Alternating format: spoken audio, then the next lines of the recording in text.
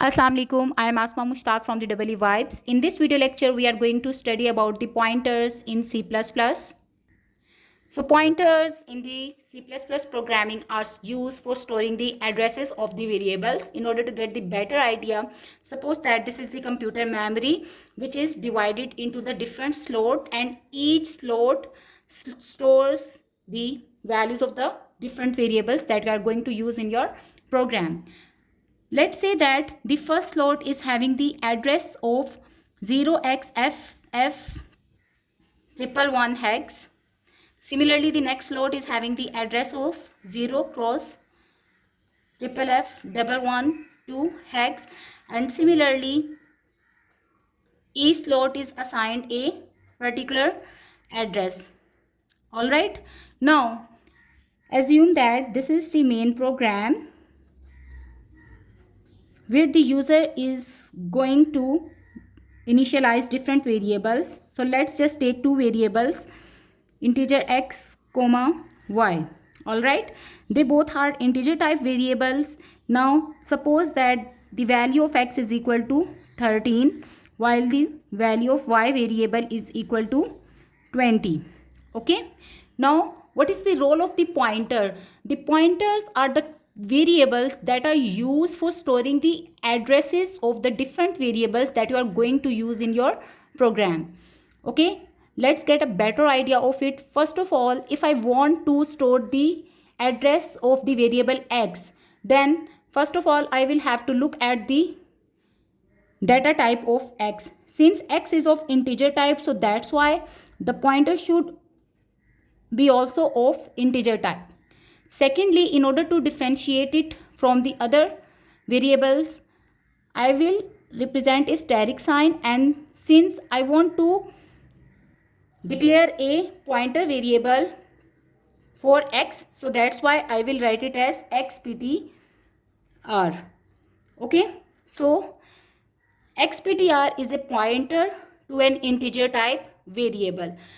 Similarly, I can also declare an other pointer variable for storing the address of the variable y.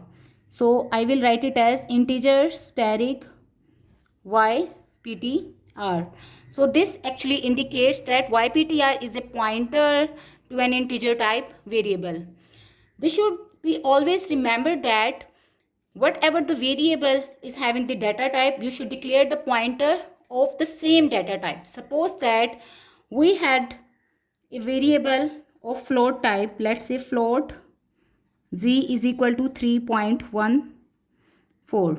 Now if I want to store the address of this z variable, then the pointer that we need to declare should also be of float type. So float steric z ptr. So z is a pointer to a float type variable. Now the next step is to assign the values to this pointer variable. Fine, since I want to store the address of variable x in xptr, so I will write it as xptr is equal to what? This is equal to x and operator, and then we will write it x. This statement means that address of, okay, so this operator is known as the address of operator. So when I will write this before the variable x, then automatically what will happen, this xptr will store the address of the variable x. Okay, so here I store the variable x which is equal to 13 and y which is equal to 20. Automatically when I will write this statement, the compiler will store the value of 0xFF111 hex in xptr. Similarly, if I write yptr, then what does it mean? Yptr is equal to address of y. Alright, and if you need to check what value is being stored in the xptr, you can simply print the value using the cout command. So print the value of xptr. Alright, and here you can simply print its value by this.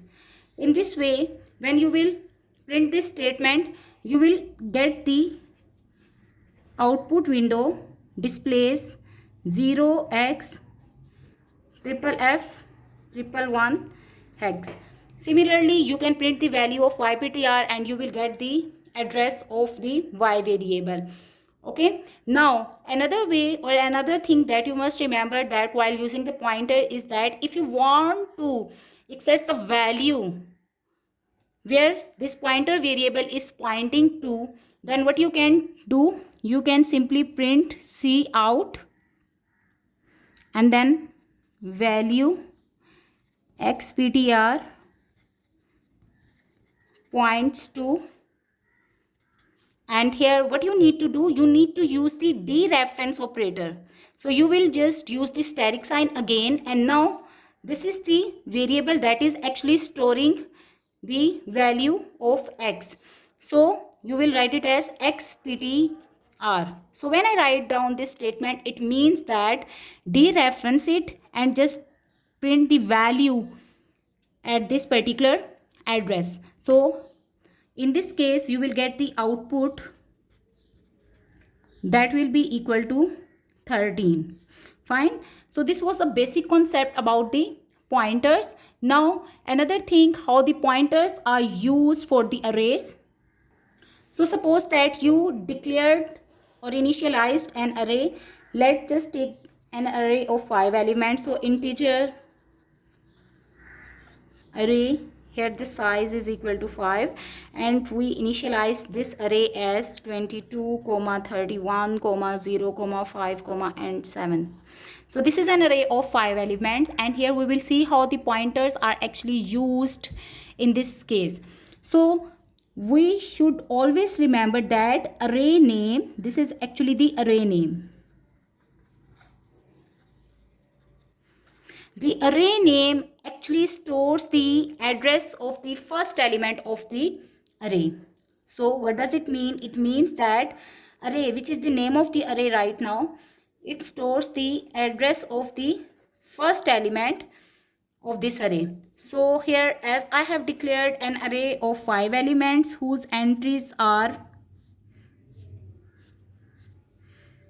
22, 31, 0, 5, and 7, and these arrays elements are indexed as array of 0, then array of 1, and so on.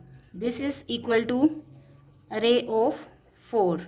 So simply, as I claimed, so here we can say that the first element of the array is stored at the address of 0x E12305 hex. Fine. Then 0x E12305, sorry, 06 hex. Then 0x E12307 hex, and so on. Alright, now when I say this statement that array name stores the address of the first variable, it means that the array actually points to the value of 0x E12305 hex. Now if I want to print the elements of an array, what I need to do, I can simply use the for loop. So for integer I is equal to 0, I is less than 5, and then I plus plus. Here what I will do, you will see that I will just write down the cout statement, and then I will mention the static sign or dereference operator before this value printing. So here what I am going to do, static, then I will write down the array name simply because it is actually acting as a pointer, then plus I. And before that, the static represents the dereferences operator, which means that print the values rather than the addresses. If you do not use this value, then obviously the addresses will be printed, but if you use this dereference operator, then we will be printing the values of the array. Fine. So this is one way of using the or representing the pointers and arrays in C++. Another way is what? Simply declare an array. So let's say integer age is an array of the size 5.